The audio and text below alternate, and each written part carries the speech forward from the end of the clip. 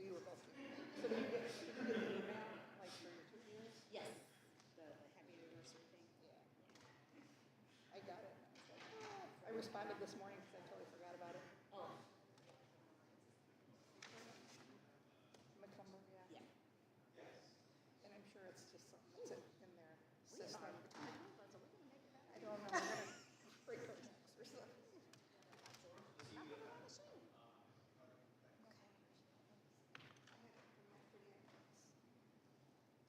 Is this, if I leave this here, it'll be out of your way? It's not in my way. But thank you. Do I still have to pay in here? Yes. My goodness. So I've been dealing with a broken washer at home, right? I have to literally go down and manually spin it and shut the lid. Oh, to Because get it- it, to get it out. And it's super loud that I will not do laundry after 7 p.m. at night. And so I told 2 weeks about it. I emailed the property manager.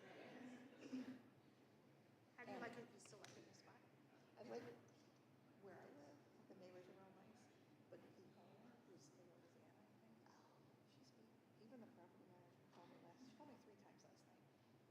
And because the woman was originally just going to do it on her own, she's in a different state. I had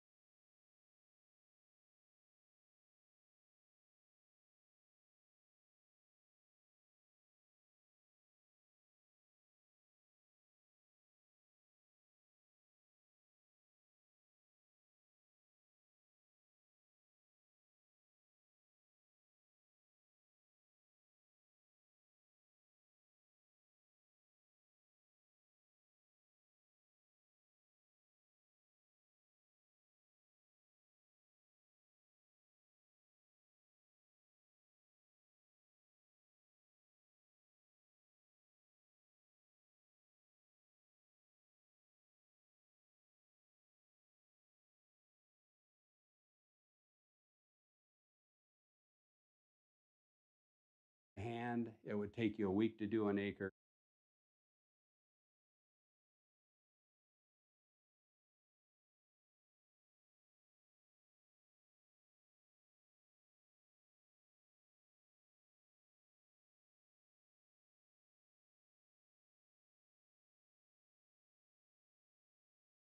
He's got problems. He's a lousy governor. So I said, Gavin, will you sign it?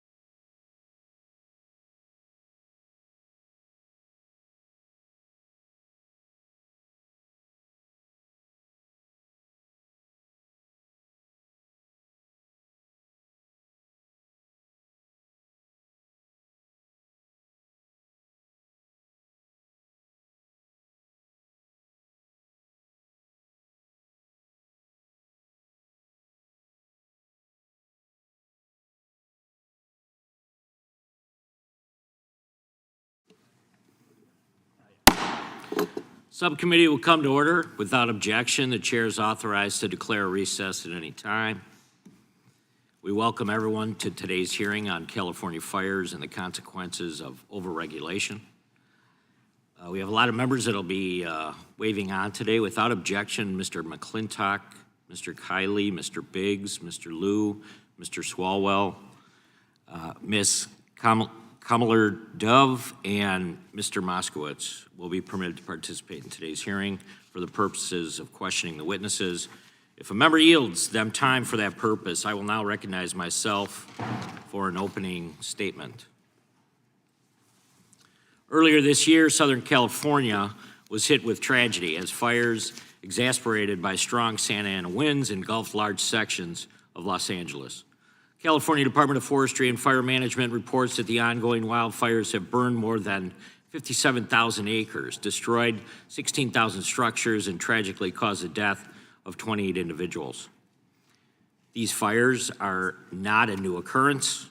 Wildfires have been plaguing Southern California for hundreds of years. An abundant forest and shrubland, coupled with a relatively dry climate and strong coastal winds, increase the risk and prevalence of fires.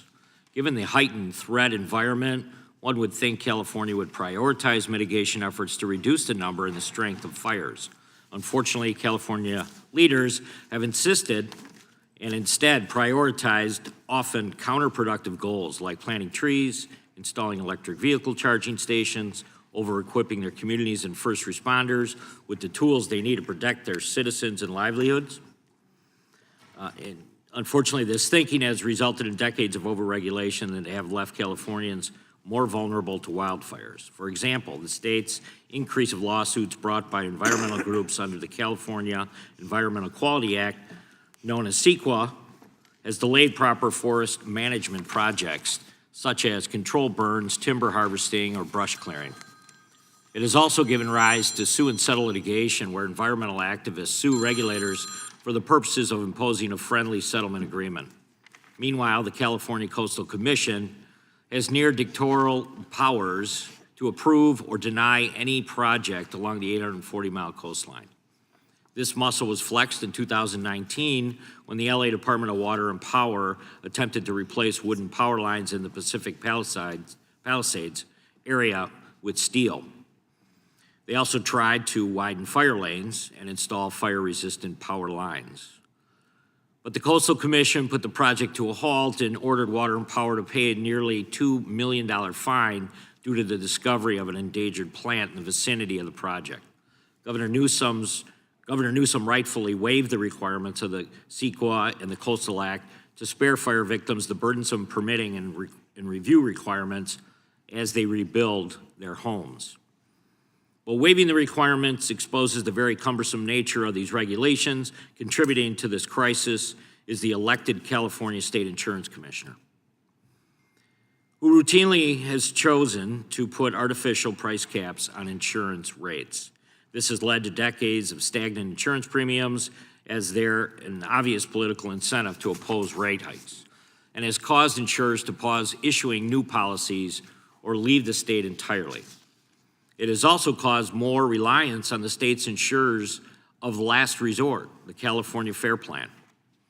According to the LA Times, and insurance companies that are leaving the state, and the Fair Plan has been seen as a policy that could count and grow for as little as 200,000 in 2020 to more than 450,000 as of September 2024.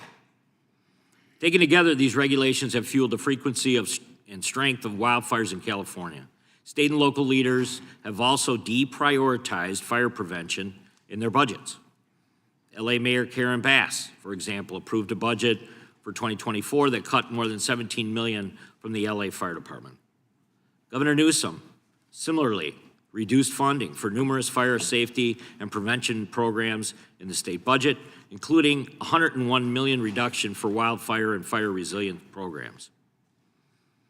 I'm sure you can buy a lot of EV charging stations for $100 million.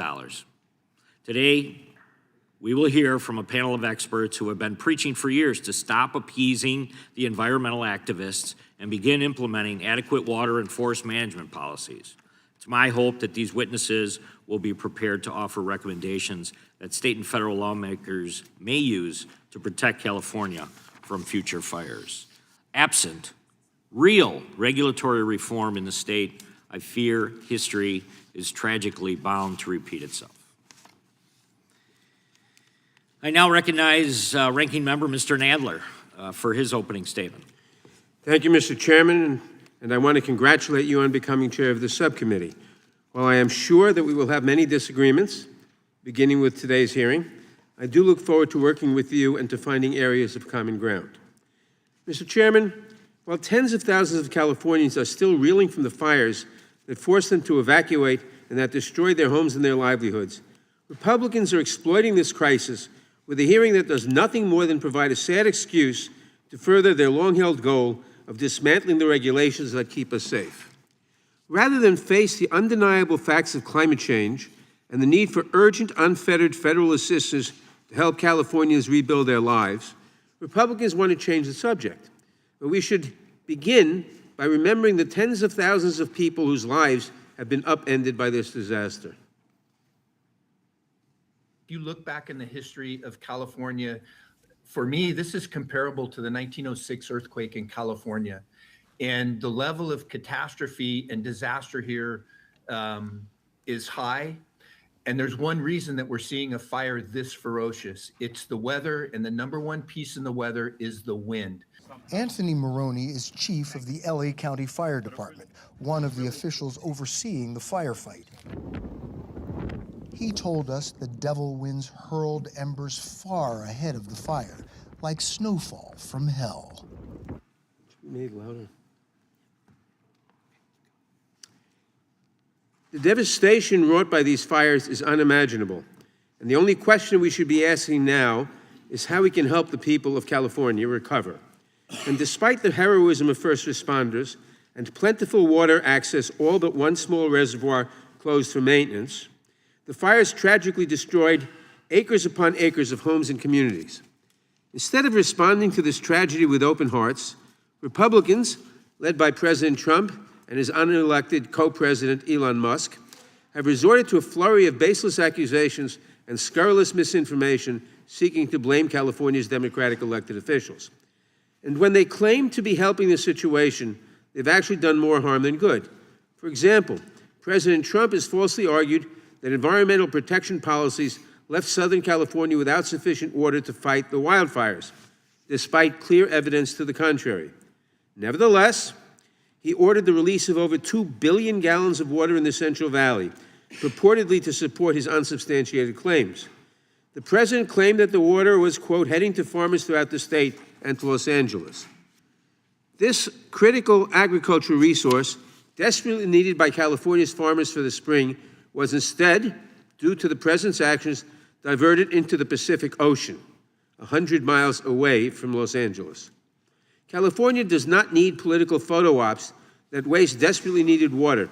They need real federal assistance. And how does the president respond? By insisting that any federal aid come with strings attached that further his own political agenda, like voter ID laws. Never mind that California already has voter ID laws, but the president wants to play politics rather than help those in need. And Gavin Newsom is going to sign those papers. And if he doesn't sign those papers, we won't give him money to put out all his fires. And if we don't give him the money to put out his fires, he's got problems. He's a lousy governor. So I said, Gavin, will you sign? It took him like a month and a half or 2 months, and then he decided for political reasons. And then we got hit with COVID, and we had to solve another problem. That is outrageous. And it is outrageous that Republicans in Congress, including Speaker Johnson, have indicated that they are open to placing conditions on disaster aid, especially ones that have nothing to do with wildfires. Not only is that wrong for California, but it is simply wrong to treat the citizens of any state as pawns in a political game. Natural disasters tragically affect millions of Americans across the country each year. As FEMA's website explains, its purpose is, quote, to help people before, during, and after disasters, unquote. To help people, all people. It is not there to help just the Republicans or just the Democrats or to promote partisan objectives. It has always been and should always remain strictly neutral in its work. Members should be careful before they consider attaching political strings to the federal funds needed to recover from natural disasters. If it can happen to California, it can happen to your state too. In 2024 alone, the states my colleagues across the aisle represent collectively had 122 extreme weather events that necessitated FEMA assistance. 122 extreme weather events made worse and made more frequent by the realities of climate change that the majority still will not acknowledge. Imagine if then President Biden had conditioned necessary FEMA disaster recovery funds on strings that bear no relation to the disasters their constituents are still recovering from. They would have been outraged, justifiably. But today, they remain silent. And today, instead of letting California recover from the blazes that were contained only 5 days ago, and to take stock of how to rebuild, the majority is leveraging the pain and suffering of Americans to push a message of deregulation over all else. Instead of supporting our fellow Americans as they pick up the pieces, instead of ensuring that our neighbors have the resources they need to recover from this disaster, instead of working to slow the devastating effects of climate change that affect us all, Republicans will return to their tired old playbook and blame everything on overregulation. Today we are fortunate to be joined by Frank Freevault, a retired fire chief with actual experience on the ground fighting fires and saving lives.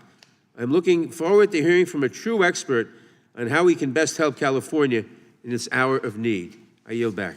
Gentleman yields back. I now recognize Chairman of the full committee, Mr. Jordan, for his opening statement. Thank you, Mr. Chairman. The ranking member started off his comments by saying that Republicans wanted to dismantle the regulations that keep us safe.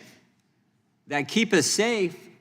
28 Californians lost their lives. 20,000 structures were destroyed. 40,000 acres where these fires took place. And California is the most heavily regulated state in the country. We're trying to figure out how we can stop this. It's not about dismantling regulations. If regulations were going to solve the problem, they'd have been solved. Everything would have been solved in California because you got regulations more than any other place. So I appreciate the chairman bringing experts in here to tell us what's really going on. Appreciate this hearing. And oh, to be clear, the clip that was shown by Ranking Member Nadler of President Trump was before the fires. It was clear back in September, for goodness sake. So we're going to get to the truth with our witnesses. I want to thank the chairman for this important hearing about regulatory reform that really needs to happen. And we want to make sure the regulations are in California don't come to the rest of the country, because we don't want this happening all over our great nation. And with that, I yield back. Gentleman yields back. Without objection, all other opening statements will be included in the record. We will now introduce today's witnesses, and I recognize the gentleman from California, Mr. Kiley, for that purpose. Thank you, Mr. Chair. We are fortunate to have with us today witnesses who know as well as anyone what has gone so wrong in my state, what has gone so wrong in the Golden State. They will share with us the titanic policy blunders and staggering failures of political leadership that have caused such harm to California and for which our citizens have paid such a high price. I believe that today's hearing can be a moment where we turn the tide and restore some sanity to California fire and water policy while issuing a warning to the rest of the country about the devastating consequences of these failed policies. As President Trump said, there can be no golden age without the Golden State. Our first witness is Steve Hilton. Now, most probably know Mr. Hilton as a British and American commentator for, among other outlets, Fox News. But he actually, back in 2010 to 2012, was the director of strategy for British Prime Minister David Cameron. And he has now brought his unique mix of brilliant strategy, passion, and a common sense approach to policy to found a nonprofit organization called Golden Together, which focuses on fixing the problems that are causing a mass exodus of people from the state of California. That mass exodus, by the way, is measurable. For 5 straight years, California has ranked #1 in the country in outbound U-Haul rentals. The greatest state in the country, most beautiful state in the country, has become the most popular state to leave. Mr. Hilton's testimony will cover the failures in leadership that have led to the lack of preparation for the fires in Los Angeles. Our second witness is someone who many of us in California know very well and whose insights we have been relying on for a long time. Mr. Stephen Greenhut is Resident Senior Fellow and Western Region Director for State Affairs at R Street Institute. He was a columnist for the San Diego Union Tribune who focused on California policy and state government. He authored the book, Winning the Water Wars: California Can Meet Its Water Needs by Promoting Abundance Rather Than Managing Scarcity. His testimony will identify many areas in which policy promises in California that were made with no follow-through from California leaders. As a California resident, he can speak to the personal impact many of these policy decisions have had on him and his family. And finally, Mr. Edward Ring, who is perhaps as knowledgeable about water and fire policy in California as just about anyone. Dr. Ring is the Director of Water and Energy Policy for the California Policy Center. He has a deep tactical knowledge of the poor decision-making of environmentalist California policymakers. He will speak directly to the prolonged environmental review process and the meddling of environmental groups that prevents proper fire mitigation and water management from happening in California. And lest anyone think that the purpose of this hearing is simply to identify problems rather than present solutions, I'd encourage you to check out Dr. Ring's written testimony in which he has literally dozens and dozens of concrete policy changes that California could make right now to improve the situation. Thank you, Mr. Chair, for convening this important hearing, and I yield back. Gentleman yields back. I now recognize the ranking member, Mr. Nadler, to introduce the Democrat witness. Thank you. Before I introduce our witness, I must take strong exception to what Mr. Kiley said when he said California was the most beautiful state in the Union. Obviously, New York is the most beautiful state in the Union. Chief Frevo has served since 1979 with special district, city, county, state, and federal fire agencies in roles from firefighter to fire chief. He holds an MS from Oklahoma State University in Fire and Emergency Management Administration and currently serves as the director of the Wildland Urban Interface Fire Institute at Cal Poly San Luis Obispo. Frank is an SME for the Gordon and Betty Moore Foundation Wildfire Advisory Council and previously served as a senior policy advisor to the Western Fire Chiefs Association with an emphasis on the development of resilient wildland urban interface communities. His work is grounded in aligning key stakeholders around a core set of parcel and community level mitigations that will disrupt the fire pathways which lead to conflagration. He is pursuing the actuarial evaluation of risk mitigations for both the public and private sectors because we share the same desired outcome, minimizing property loss to the peril of wildfire. I yield back. The gentleman yields back. We want to welcome the witnesses and certainly thank you for appearing today. We will begin by swearing you in. Would you please rise and raise your right hand? Do you swear or affirm under penalty of perjury that the testimony you are about to give is true and correct to the best of your knowledge, information, and belief, so help you God? Let the record reflect that the witnesses have answered in the affirmative. Thank you, and you can be seated. Please know that your written testimony will be entered into the record in its entirety. Accordingly, we ask that you summarize your testimony in 5 minutes today. Mr. Greenhut, you may begin. Chairman Fitzgerald, Ranking Member Nadler, and members of the subcommittee. My name's Stephen Greenhut. I'm Western Region Director for the R Street Institute, a free market think tank, and have written extensively about California issues for newspapers and books for the past 27 years. I love the state and want to see it prosper. One of the common themes in my writing has been the state's commitment to expanding bureaucracy and regulation without much regard for whether the new programs accomplish their stated goals. But the Los Angeles wildfires have exposed festering regulatory hurdles that have exacerbated the crisis. Many are years in the making, maddeningly complex, and not given to quick solutions. It's a confluence of bad policy involving brush clearance, water, insurance, firefighting, housing, and climate change.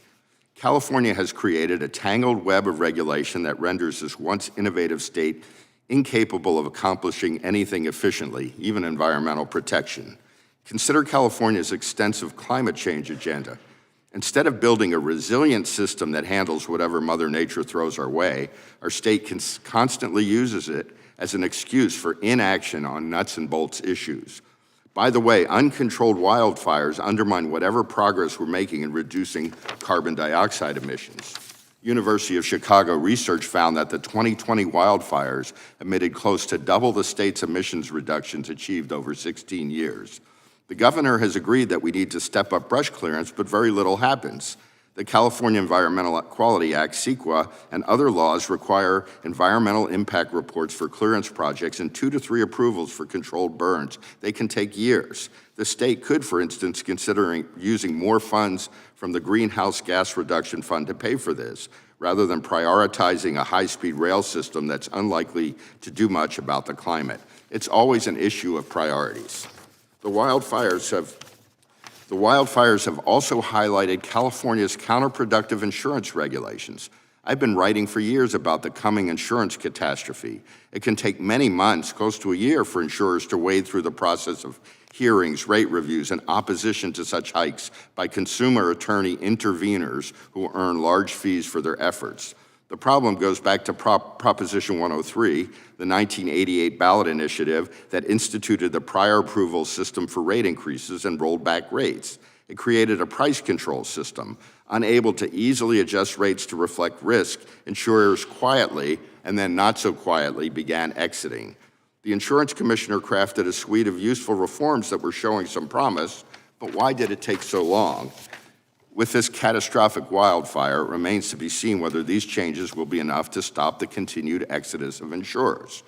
Many homeowners in the LA area didn't have coverage or were relying on the state-created insurer of last resort, the FAIR Plan, and there's much talk of that bare-bones system facing possible insolvency. Rather than addressing the insurance emergency, the governor and lawmakers found time for a performative special legislative session about so-called oil industry price gouging. Again, it's about priorities. Water policy is a tangential issue related to wildfires, but California has built little new water infrastructure since the 70s, when the population was roughly half what it is today. The state passed a major water bond a decade ago, but we've seen little progress on building traditional infrastructure projects. The California Coastal Commission in 2022 even rejected a privately funded desalination plan in Huntington Beach over concerns about plankton. More water would not have stopped the wildfires, but additional water resources would bolster firefighting efforts and mitigate some of the effects of drought seasons. Instead of building the basic water infrastructure prioritized under the Pat Brown administration, recent administrations have focused almost solely on conservation and rationing. Yet approximately 50% of California's water flows to the Pacific, 40% is used for agriculture, and 10% is for urban uses. Limiting swimming pools and car washing is no solution. We've seen criticisms about an inadequate number of firefighters. Thanks to union power, we see abundance of LA firefighters earning total compensation packages above $500,000 a year, with one captain earning more than $900,000 a year.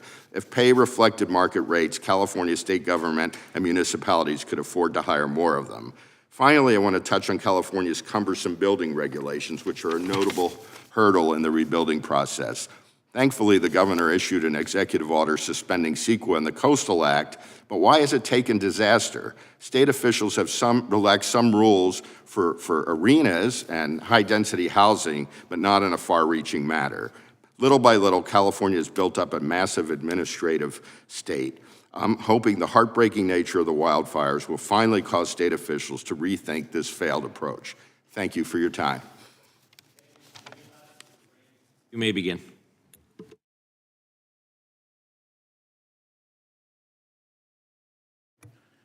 Chairman Jordan, Ranking Member Nadler, Chairman Fitzgerald, Ranking Member Raskin, and members of the subcommittee, thank you for the invitation to appear today to testify regarding California fires and the consequences of over-regulation.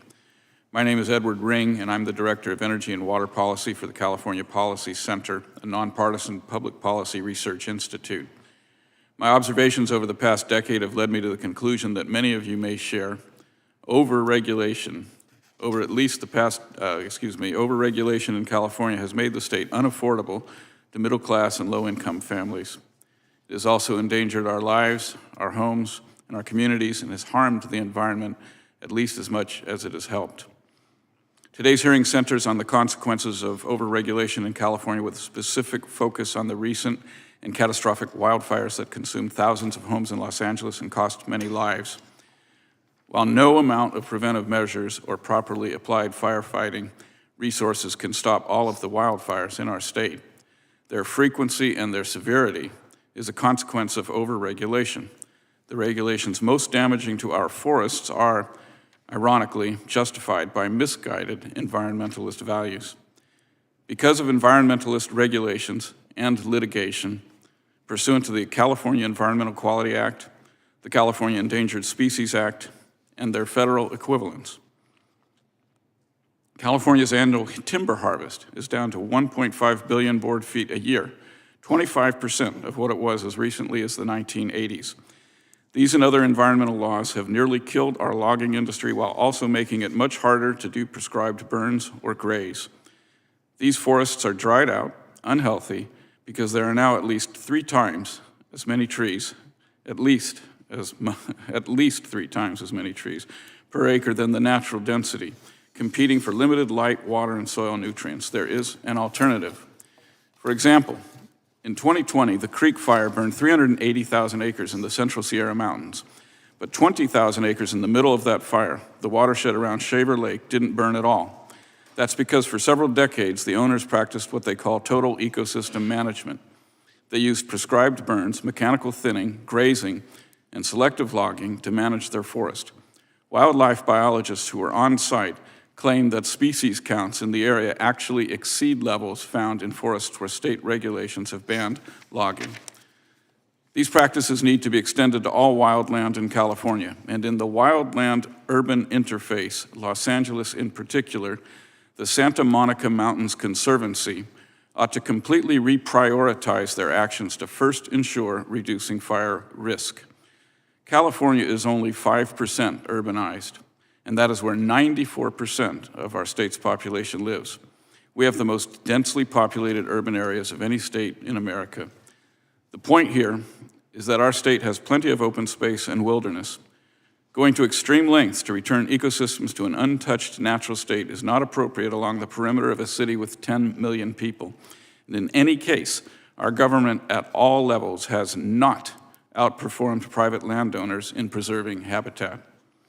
California state government has enacted regulations and enabled litigation that rewards special interests while costing taxpayers literally hundreds of billions of dollars.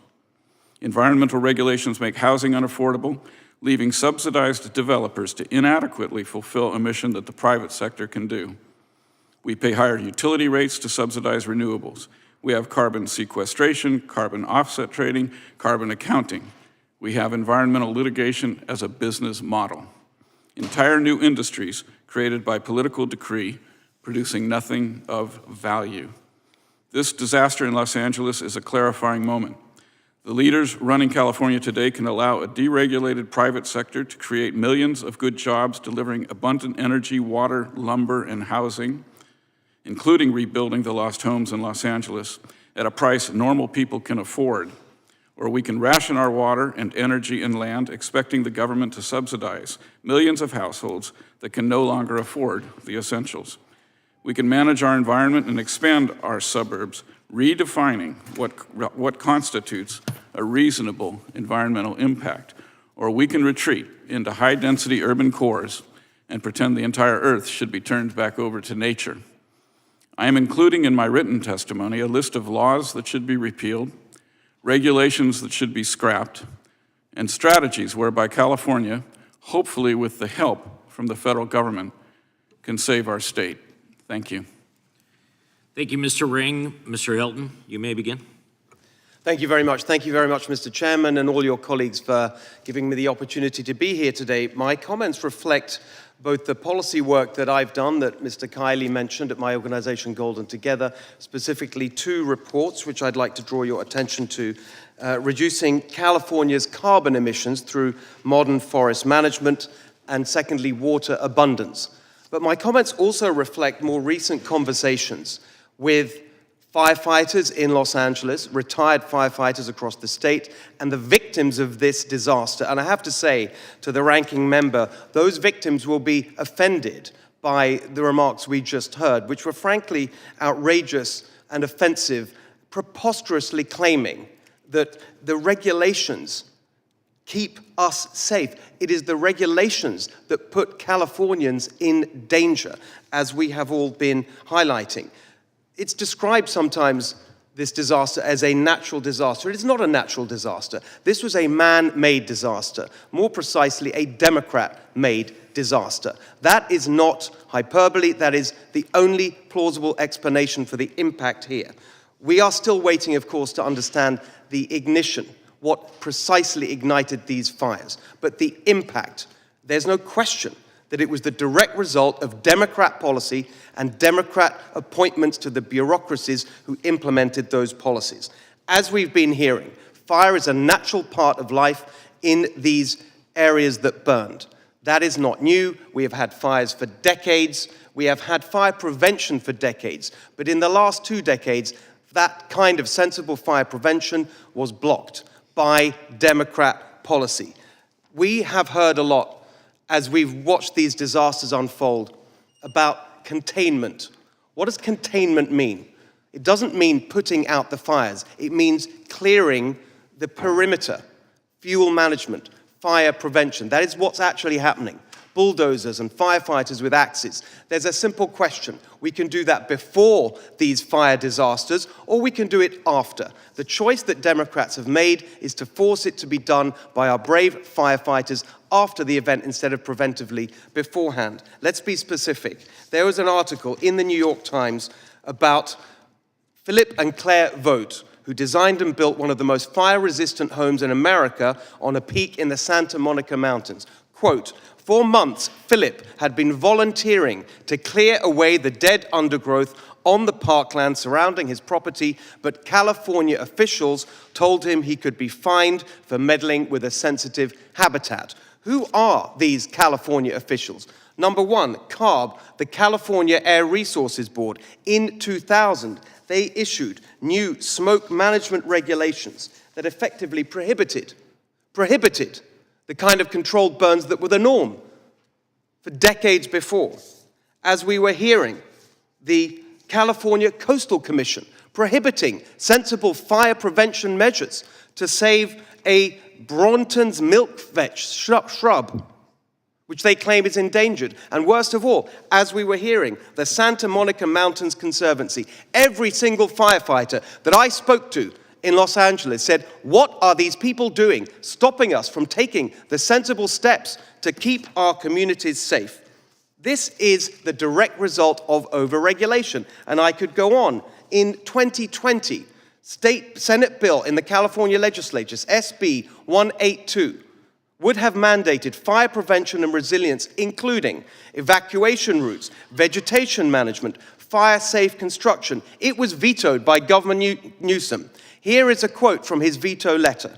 "It fails to account for the consequences that could increase sprawl." So yet again, you have sensible fire prevention blocked by overregulation because of ideology about the war on single-family homes that's being waged in California. On and on. Every single aspect of this disaster, the failures that led up to it, the failures of response, all of it the result of Democrat policy. Who else is there to blame? Who else has been in charge in Los Angeles and across the state of California in these years? So now we have some demands. We have demands from the people affected who never want to see this happen again. Number one, any support from Congress for what's happened must include a requirement for their sensible reforms, the common sense measures that we have outlined here and is in the policy reports that we put before you. Safeguards to make sure this money, the federal money, is spent properly, any money. Just as we saw with the 9/11 victim compensation, we need a special master appointed to make sure that money is not wasted. And finally, there is a bill on the desk of Governor Newsom right now for Trump-proofing California, even as he goes to the office and begs for help for his state. Surely a condition of any support must be for Governor Newsom to veto that bill. Mr. Hilton, thank you. Thank you so much. Mr. Freiwald, you may begin. Good morning, members of the committee. My name is Frank Freevolt. I'm the current director of the Wildland Urban Interface Fire Institute at Cal Poly San Luis Obispo. My opinions today are mine. They don't not necessarily represent the CSU system. To the experience and education that was covered initially, I'd like to add that of my time serving in the fire service, 19 of those years were in California. 24 of those years were outside of California. I think this will be important as we look at Mr. Freiwald, nature can you of the speak system. up just a little bit, please? Make sure your mic's on. The mic's on. Is that better? Very good. My apologies. I'm a soft talker. As I said, my name is Frank Freevolt. I am the Wildland Urban Interface Fire Institute Director at Cal Poly San Luis Obispo. My comments today aren't mine. They do not necessarily represent those of the CSU, California State University. My experience that was discussed earlier, I want to make clear that about half of that has been inside of California and about half of it has been outside of California. Additionally, the comments that I'll make are informed by my service on the Western Fire Chiefs Association, which represents the states of Alaska, Arizona, California, Hawaii, Idaho, Montana, Nevada, and Oregon. And I also have a multi-state mitigation alignment project underway that mitigations for wildland urban interface properties that involves California, Oregon, Washington, Nevada, Colorado, Idaho, and Arizona. We are setting out really to solve two problems. The first is unacceptable levels of life and property loss in the wildland urban interface. When we talk about interface, just like we have oceans and land connecting at the coastline, think of the interface as where combustible vegetation meets urban centers. So when we say interface, that's really the intent.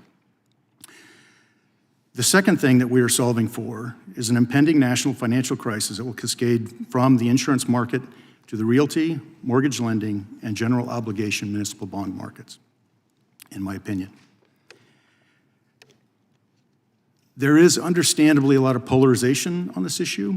What I can tell you from my time working in the field on these types of disasters is that we need to reframe how we approach this going forward.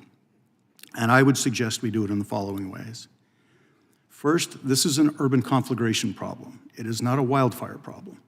It starts as a wildfire problem through embers entering communities and the reception of those communities on buildings. This is well understood through Jack Cohen's work. Second, this is a national problem. It is not just a California problem. Lahaina, Hawaii, the Marshall Fire in Colorado, Calf Canyon Hermit's Peak Fire in New Mexico. This one usually surprises people, unless they lived back there or here. The Gatlinburg fires from 2016. 2,460 structures, 17,000 acres. You don't normally think about that happening there. And it's not just here. Essentially, if you look at the globe, 30 degrees north and south of the equator, Spain, Greece, Chile, Australia, New Zealand, this is not just our issue. Unfortunately, we can learn from those as well.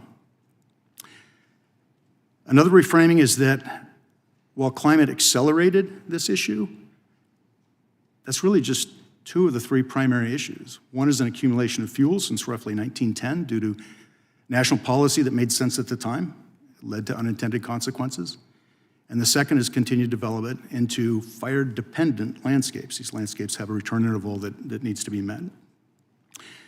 And the third is that while this issue has state and federal consequences, it is always a local government issue. And unless we reframe our approach to the questions and the answers, looking forward into what's coming versus looking backward into what has happened, we're going to continue to pursue things that are not going to be relevant to changing towards the outcomes that we need. I'd give you three things that I think we should commit to.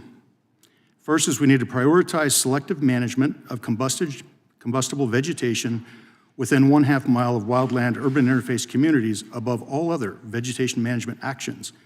It's not to their exclusion, but it's that we need to prioritize those spaces. The second is that we need to retroactively harden existing structures and wildland urban interface communities through evidence-based mitigations and create and maintain defensible space around those structures. And to clarify, mitigations mean the various actions that you can take to make these structures less receptive, first and foremost, to embers, and later to structure spread. And third, we need to require the evidence-based mitigations are included in the part of the actuarial pricing of risk and insurance rate setting.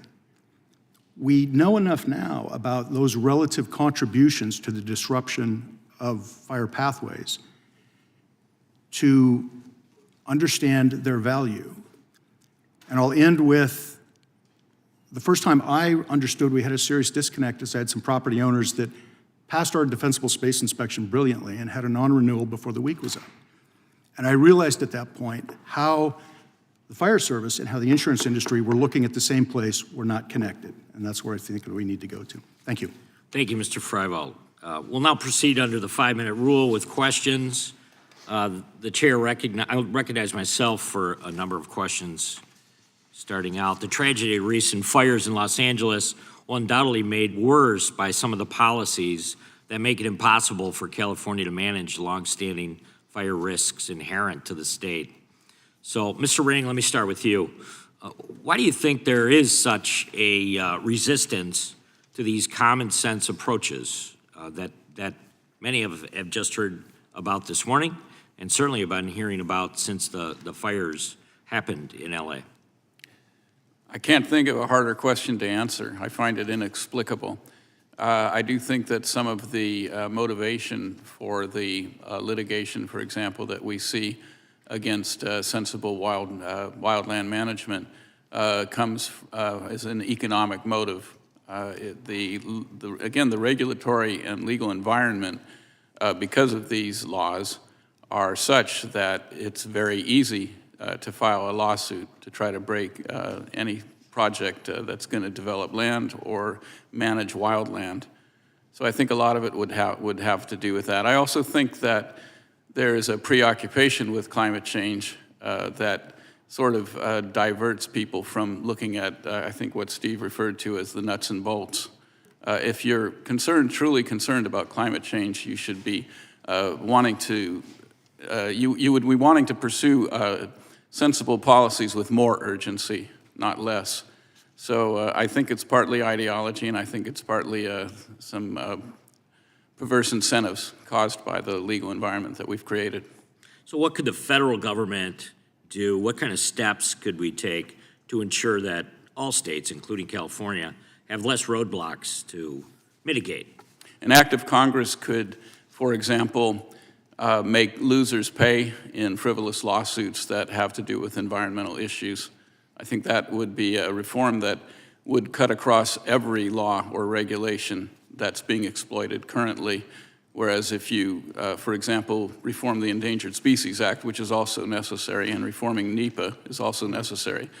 But if you also assign a responsibility to litigants that file frivolous lawsuits, you would take care of every regulation that's being exploited in that manner. Do you think there's anything that we're seeing and experiencing with the fires in California that would lead you to maybe scrutinize some of the statutes at the state level in other states that also experience forest fires, wildfires that California just experienced? That makes sense, that there is a state to look towards to maybe fine-tune what's going on in California? Well, I can say that in California, it would probably be helpful to take away the waivers that permit California to enact all kinds of laws that go well in excess of federal regulations. As far as an example of a state that's managing their wildlands more responsibly, I can't answer that with specific knowledge, but I think that in the southeastern United States, a lot of forest management is done in a way that makes a lot more sense. Very good, thank you. Mr. Greenhut, let me ask you, many states require that state insurance commissioner has to approve a rate increase before it takes effect. The fast rate approvals are a crucial component of healthy state insurance markets. Many of us that served in state legislature worked in that area. So is there something that you're seeing that stands out when it comes to California that's lacking in this area, or some of the moves or changes that have been made as a result of trying to better position themselves and unfortunately failing when it comes to insurance rates? There are about 12 states with prior approval systems, and California's is the strictest. You pointed out in your opening that, well, for one thing, it made the insurance commissioner an elected position. There aren't a lot of insurance commissioners, often are looking to higher office, who want to be the person who approved a major rate hike. And the problem is, this has been going on for years. We're not able to just adjust the rates and their process. There are things that could be done within the Prop 103 process. We could speed up the rate approval process, and California is notoriously slow for that. And it's supposed to, by the initiative, these rate reviews are supposed to take place within 60 to 180 days, and the average is somewhere like 293 days. And then, there's one example. We have these interveners who are consumer attorneys, and one of their consumer watchdog is one of them, and their predecessor group wrote the initiative, and they earn substantial fees, essentially opposing any sort of rate increase, and that just drags it out. There's one quick example. I think we'll have an opportunity to talk a little bit further on that issue. Sure. So I'm going to yield back, and I'm going to recognize the ranking member for 5 minutes. I thank the chairman. I first must respond to Mr. Hilton's inflammatory comments on my statement. Rules that prevent people's roofs from burning, rules that get rid of inflammatory material around homes, rules that mean that the house next door is less of a fire threat to your own. These are rules that save lives. Blanket deregulation would heighten fire risk, not lower it. We have heard claims from Republicans, including President Trump, that the water systems in California were strained because of overregulation. But with the exception of one small reservoir that was down for scheduled maintenance, the reservoirs were full when the fire started. According to some estimates, when the Palisades fire started, there were 3 million gallons of water stored locally. But the demand to fight the fires was 4 times greater than the system had ever encountered. The widespread and simultaneous use of hydrants across the affected area did cause water pressure to drop, but as experts have explained, quote, hydrants are designed for fighting fires at 1 or 2 houses at a time, not hundreds. As one expert in the field observed, quote, we have really no lack of water. What we have is an infrastructure that is not made to fight cataclysmic fires, biblical-sized fires. Director Freefault, for these large-scale urban fires like ones in Eaton and Palisades, would you say that these are once-in-a-career fires? Thank you for the question. Initially, when I started, maybe. But we can look at, you have plenty of access to the history and records and severity of wildland urban interface fire institutes or incidents. They're certainly on a rise. But I would also mention that to date, our largest acreage, life and property losses actually occurred a long time ago. First one was, at least it was recorded in this way, 1871 in Peshtigo, Wisconsin. That was burned somewhere between 1.5 million to 2.4 million acres. Between 1,200 to 2,500 people were killed. It jumped Green Bay. 16 towns were burned in that process. Thank you. I have one other question. After large fires like these, we should be doing everything we can to help people in need, not pointing fingers and trying to blame elected leaders. You made a number of recommendations, but what would be most helpful to the people of California during this difficult time? Well, right now we need to focus on the recovery part, for sure. As we move forward, I'll go back to the 3 concurrent integrated actions that I mentioned in my opening statement. We have to prioritize selective management of fuel treatment immediately around wildland urban interface communities. We need to retroactively harden the existing inventory of structures. And we need to require evidence-based mitigations to be included in the pricing of risk. Thank you. I now yield the balance of my time to the gentleman from California, Mr. Liu, who can speak to the devastation and the need for disaster relief funds. Thank you, Ranking Member Nadler, for using your time. Thank you, Chairman Fitzgerald, for letting me attend. Mr. Hilton, are you a firefighter? I'm not a firefighter. Mr. but Ring, I've are you a spoken to many firefighter? Mr. Ring, firefighters it's about just a this yes issue. or no question. Mr. Ring, are you a firefighter? No. All right, Mr. Greenhut, are you a firefighter? I'm not a firefighter. The Are you a firefighter? The northern part of my district was evacuated. I've talked to numerous firefighters. I've visited the intensive damage. I've had multiple briefings from firefighters, first responders, and fire chiefs. This is what they told me.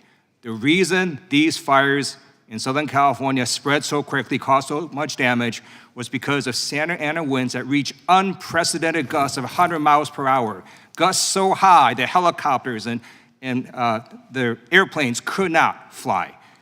Also because of very low relative humidity and the driest conditions in California history. None of the firefighters said it was about overregulation or homeless people or the Delta spelt fish or the timber harvest or voter ID laws.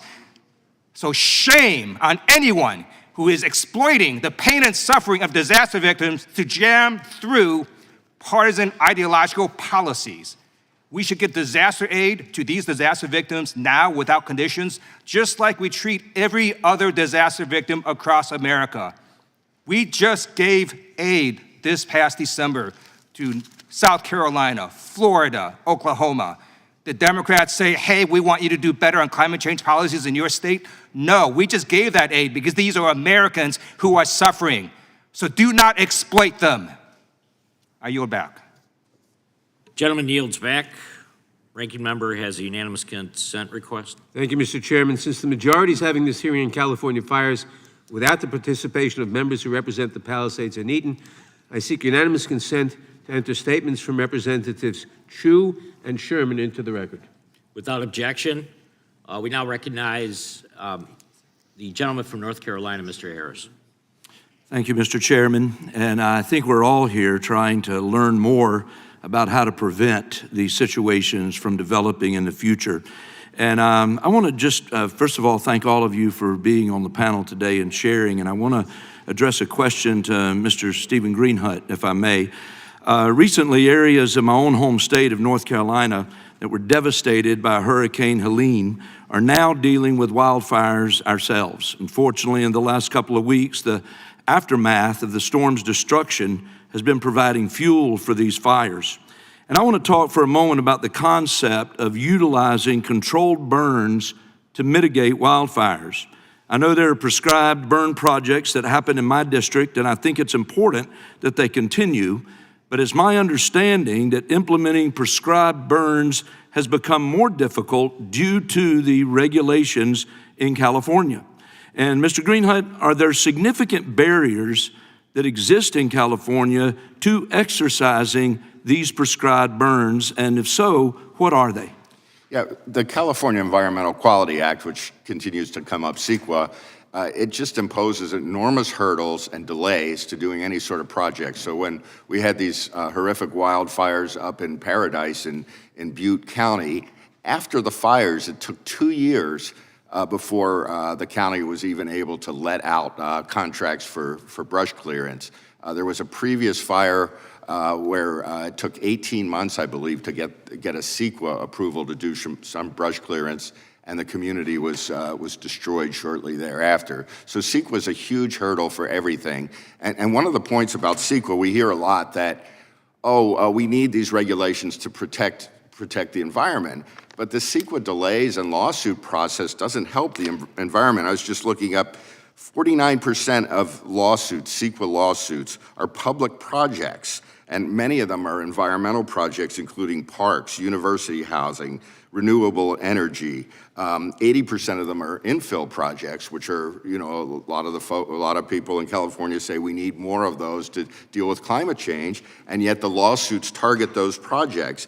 And 64% of the lawsuits are from associations such as unions which don't have a history of environmental activism. So in other words, they use them to secure wage concessions. So is this helping the environment? And if we're slowing prescribed burns and brush clearance, and we've done very little, we're supposed to do about, according to CAL FIRE, about 1 million acres of clearance a year. on federal and state land, and have been doing around 125,000 acres a year. And the governor said we need to do more of it. It's just we haven't seen more of it. And so yes. Well, and that was going to be a follow-up question. I understand that Governor Newsom publicly committed to step up the rate of mechanical thinning and prescribed burns in order to clean up the excessive fuel in the forest. And again, I'll just ask you, has Governor Newsom followed through on that commitment at this point?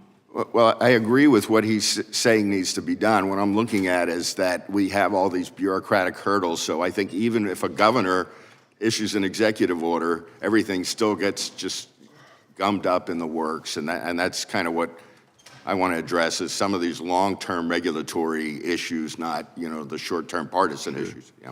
Well, let me ask you this, and I want you to use the balance of the time.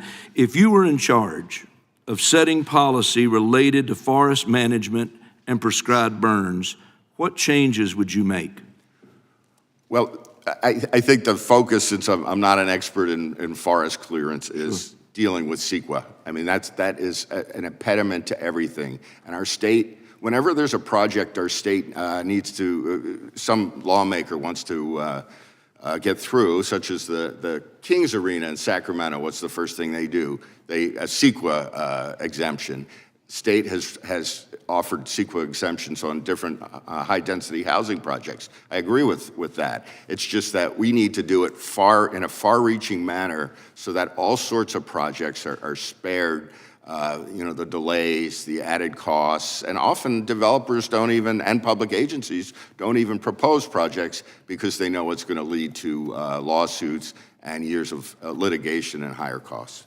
Well, and again, let me just say in closing, I want to thank all of you on the panel for what you're sharing. I don't think anybody is here to exploit anything today. I think we're here because we want to get the takeaways that can help us prevent anything like this from happening again. Certainly, I feel that way for my own home state of North Carolina and others around the country. So thank you, gentlemen, for sharing. Gentleman yields back. Now recognize the gentleman from Maryland, the ranking member of the full committee, Mr. Raskin.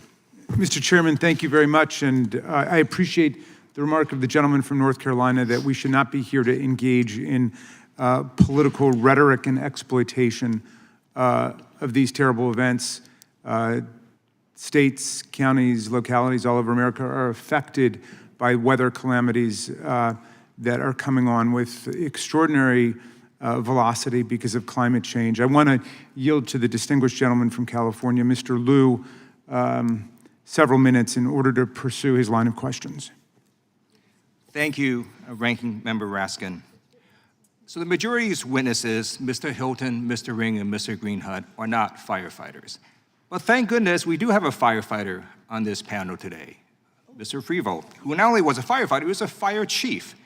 And he, in his testimony, talks about that this is not a traditional wildfire. This is a wildland-urban conflagration. And I'm going to show you in a little bit a video of what was happening. But I just want to explain, when you solve for the wrong problem, not only do you not get the solution, you can cause harm. So Donald Trump has it in his mind that somehow there's a spigot in Northern California, he's going to open a valve and dump water to Southern California. Here are the facts. Southern California's reservoirs are at near record levels when this fire happened.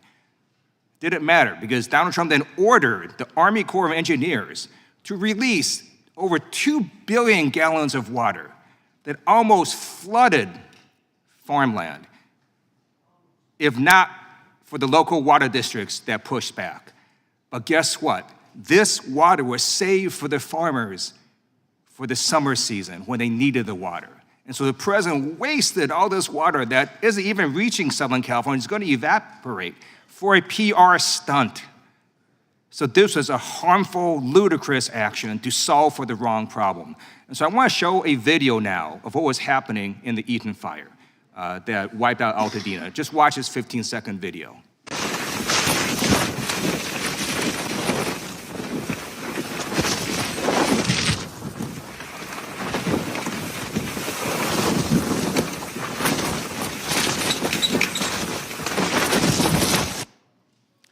That is not a timber harvest problem, not a desalinization problem, not a homeless person problem, not a voter ID problem.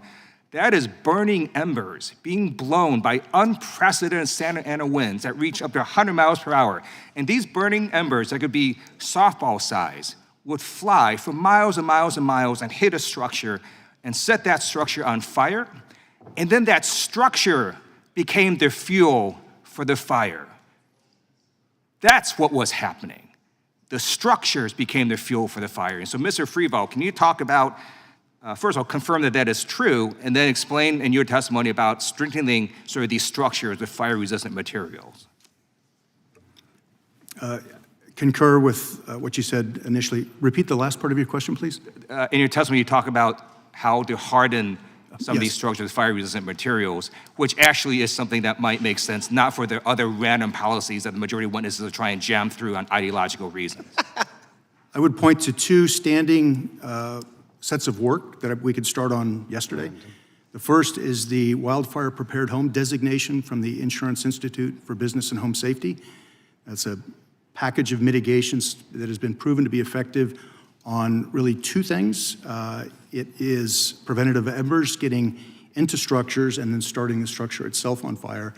And it also helps with low duration, low intensity fire in and around the structure. While those are necessary, they're insufficient when we get high concentrations of structure. We need to get enough of those parcel level mitigations done to protect structure to structure spread. If you just do one here, one there, you'll still lose that piece. The second one comes out of the National Institute for Standards Technology, Technical Note 2205, Hazard Mitigation Methodology. Excellent set of recommendations. Thank you. And let me just say this. It is particularly outrageous for witnesses to somehow blame Democrats. You know who signed CEQA? Ronald Reagan. That's who signed CEQA. And Governor Newsom pre-positioned assets before this fire. But those helicopters and airplanes could not fly over the Eden fire because of the 100-mile-per-hour winds. That was the truth. That is what happened. Go do your own research. I yield back. And I'll yield back to the chairman. Gentleman from Maryland yields back. We now recognize gentleman from Texas, Mr. Gooden. I yield my time to Mr. McClintock. Gentleman yields his time. I thank the gentleman for yielding. First, I want to assure Mr. Liu that Messrs. Hilton and Ring and Greenhunt are three of the most insightful experts on California public policy that I've had the honor to work with during my 45 years of public service, and I can't imagine a more distinguished panel than we have before us right now. Mr. Liu might also be surprised to learn that before the modern era, California lost 4.5 million acres a year on average to catastrophic fire. Then in the 20th century, we established land management agencies to do a little of the gardening ourselves instead of leaving it to nature.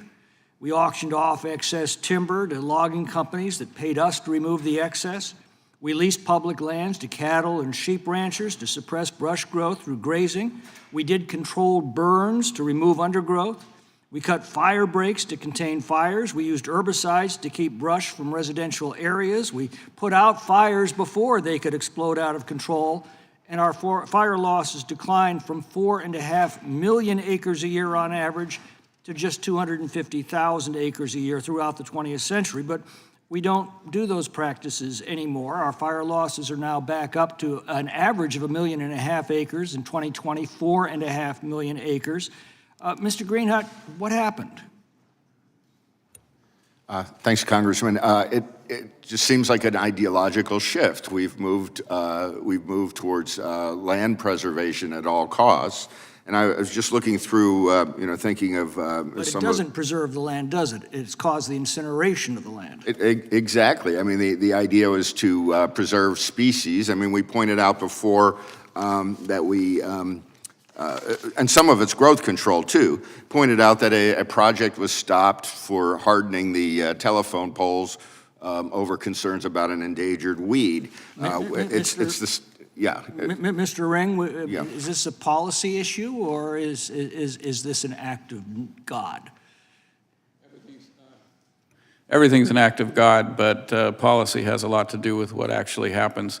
California's forests, since the enforcement of environmental regulations became more aggressive, are now overgrown. I know you're very familiar with this. The average tree density, and this is verified by several studies from universities in California, Merced, Berkeley, Davis, elsewhere. The tree density in the Central Sierra is now about 5 times what's historically normal.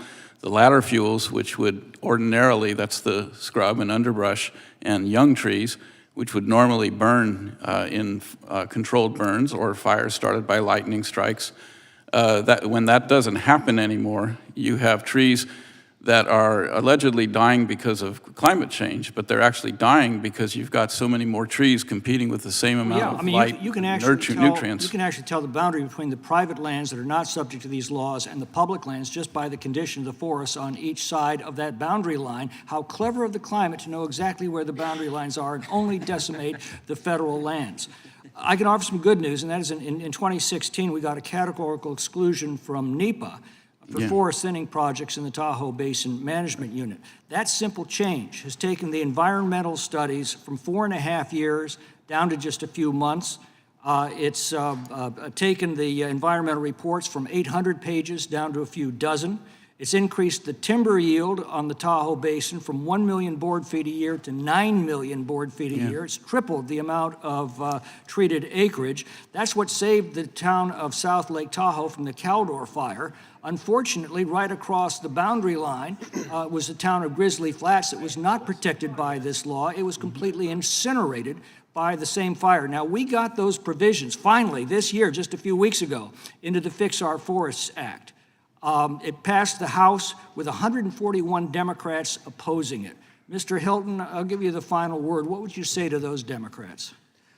I think I'd first of all say to Mr. Liu, I think we'd take his righteous indignation a little bit more seriously if he wasn't in nearly every single case the first to jump on one of the terrible tragedies that we see too often in our country of mass shooting, to immediately call for the kinds of reforms that would stop it happening. These fires have nothing to do with mass shootings. Exactly. And that's what we're here to do, to stop people dying, to stop people losing their homes, to stop the terrible human and economic cost of these fires. That's what we are here arguing for, those kinds of changes that could be made and would stop the severity and impact of these kinds of fires. Gentlemen's time has expired. We'll now go to gentleman from California, Mr. Correa. Thank you, Mr. Chairman. I also want to thank and welcome our witnesses here today. Very important issue for California as well as the rest of the country. I'm a lifelong Californian. I know the Santa Ana winds. They're hot, dry, strong, unpredictable, and unforgiving. Just heard Mr. Liu talk about 100-mile-an-hour winds. This time, this area, it was the perfect storm.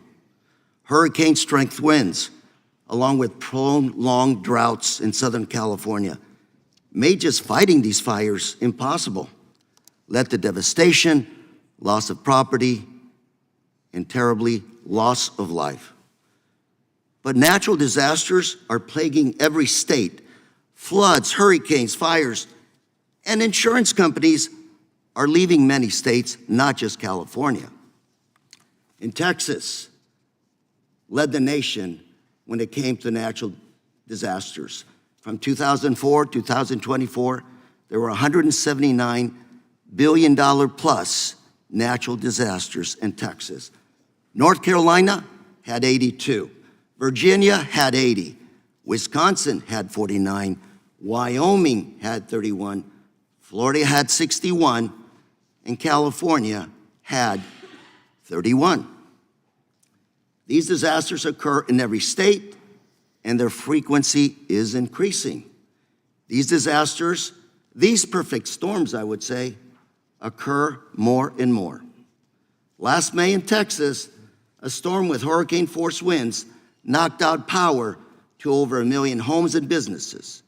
And in Florida and North Carolina, Hurricane Helene caused historic flooding and tremendous damage. Catastrophic wildfires have occurred across the nation, including the German Road fire in Wisconsin and the Great Smoky Mountains wildfire in Gatlinburg, Tennessee. And insurers are fleeing these states. In Florida and in Louisiana, many insurers have either left or gone bankrupt. And in Texas and North Carolina and many other states, you're seeing tremendous rate increases. In Texas, which experienced $16 billion weather-related events in 2023, 5 major insurers have ended or limited their coverage. Florida, Louisiana, and North Carolina all have reported non-renewal rates greater than that in California in 2023. And nationwide, non-renewal rates have jumped up 30% from 2018 to 2022. So what we're trying to say is, this is not a California crisis. This is a national crisis. We're California. Everybody likes to bash us. We are the center of the universe, that I'd say. We're the center of high tech, biotech, and we are the center of the entertainment industry. And by the way, we're the number 5 economy in the world. I hope that doesn't bring us any tariffs. We're also home to 70% of the venture capital in the US. And of course, home to 40 million people. Let's be clear, disaster aid should never be preconditioned on political agendas. All of us here have voted for aid for other states when they needed it. And we do learn from every disaster in California. Right now, California has dedicated billions of dollars, nearly doubling the amount we spent in 2019 to address the causes of forest fires. And CAL FIRE and others have worked on over 1 million acres to reduce these activities that would lead to fires. California, we're doing our job. It's just the situations have been impossible. We're all Americans, and I hope all of us remember that when it comes to disaster relief. When one American suffers, the rest of us need to show up and help. That's what we do best. Mr. Chair, I'm out of time. I yield. Gentleman yields back. Now recognize the gentlewoman from Wyoming, Hageman. Ms. Hageman. Thank you, Mr. Chairman. Climate change and global warming are the scapegoats for the Democrats and radical environmentalists to deflect attention from their failed policies and the destruction caused by their own actions. In 2001, under Bill Clinton, the Forest Service adopted the roadless rule, which was designed to deny access, management, and use to 58.5 million acres of National Forest Service lands. We warned at the time that this rule would cause catastrophic forest fires, reduce the amount of water available for communities for farming and other uses, and also result in catastrophic pine beetle outbreaks, which is in fact exactly what has occurred. Every single one of the things that we described would happen has in fact happened, and California has suffered maybe more than many of the states. Recently, the gentleman who ran the Forest Service under Joe Biden actually admitted in a hearing that the roadless rule was one of the primary roadblocks to proper and effective forest range management. So to say that the government is always trying to fix its last solution, I don't think you need to look any further than the roadless rule. California has essentially the same water infrastructure in place today with 40 million people that it had in the 1960s with 16 million people. So when we talk about putting conditions on the kind of relief that is going to be necessary to help to rebuild California, it must include additional water infrastructure and fire mitigation methods to avoid having these kinds of catastrophes happen ever again. I have an article that I have just recently pulled up. It stated that Newsom vetoed a bill to enhance fire mitigation so he could grab the land demand for affordable housing. This was a bill that was introduced in 2020, SB 182. It was authored by then State Senator Hannah Beth Jackson, a Democrat from Santa Barbara, whose district had just suffered the Thomas Fire. This bill sought to increase local planning requirements and guidelines for permitting development in certain fire hazard severity zones. But what happened to that bill? It passed through both the Senate and the House. It was actually a very good bill. What happened? Mr. Newsom vetoed it. Why did he veto it? Because it did not comport with his idea of getting rid of single-family homes and pushing people into multifamily homes. And in his veto letter, he actually stated, wildfire resilience must become a more consistent part of land use and development decisions. However, whenever a politician uses the word however, you know they're going in the opposite direction, don't you? However, it must be done while meeting our housing needs. And for him, he wanted the money and the attention and the policy to focus on multifamily homes, not in protecting and hardening the resources available for the existing homes. So call me a bit skeptical when I hear the folks on the other side jump up and down and scream and yell about the fact that they've been doing everything necessary to try to harden and try to address these catastrophes when the exact opposite is in fact true. These catastrophes that we have seen over the last couple of months did not need to happen. This is not about climate change. This is not about global warming. This is about bad land use decisions, bad policies, and restrictions of being able to actually make the kinds of changes that must be made. Mr. Ring, while you were being questioned earlier, you mentioned the need for ESA reform and penalties for frivolous lawsuits, but I don't think that you had sufficient time to explain what you were referring to. Would you please explain what you were talking about? Well, Steve has talked about this as well, and it applies to almost any kind of development or land use decision in California. There are laws, and it's not just CEQA, it's the California Air Quality Management, the CARB is a agency, and the Coastal Commission, which came up. But there's countless laws and regulations that provide grounds for lawsuits.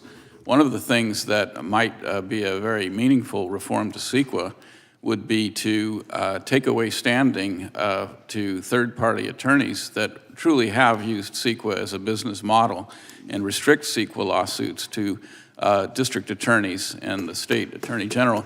And by the way, when CEQA was signed by Governor Reagan in 1970, it was a two-page document that could be filed within weeks. And now it's an 800-page document that Mr. Ring, takes the years. gentleman's time has expired.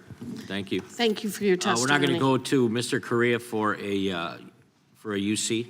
Mr. Chairman, I'd like to submit some documents for the record. Yeah, without objection. First one, Progressive Insurance becomes the latest insurer to flee Texas, October 19, 2024. Second one, 15 states facing imminent insurance crisis, October 4th, 2024. Third one, insurance crisis that started in Florida and California is now spreading. Your state could be next, July 2nd, 2024. Fourth one, California isn't the only place where insurers are dropping homeowners, January 18th, 2025. Fifth one, letter from Congressman Costa to Secretary Hesgreth, dated February 1st, 2025, concerning unplanned water releases. And the sixth one, a letter from members of the California delegation to the Chairman Fitzgerald and Ranking Member Nadler, dated February 5th, 2025, supporting Californians' insurance regulation. Thank you. Without objection, the chair now recognizes the gentlewoman from Vermont, Ms. Ballant. Thank you, Mr. Chair. The scale of this disaster is really almost impossible to comprehend. We've got 29 people who are dead. We've got 16,000 structures that were destroyed, so many Californians injured. And while these devastating fires were raging on, Republicans' first reaction was to blame the wildfires on, quote, DEI. So I'd like every witness to answer this simple question, yes or no, starting with Mr. Greenhut.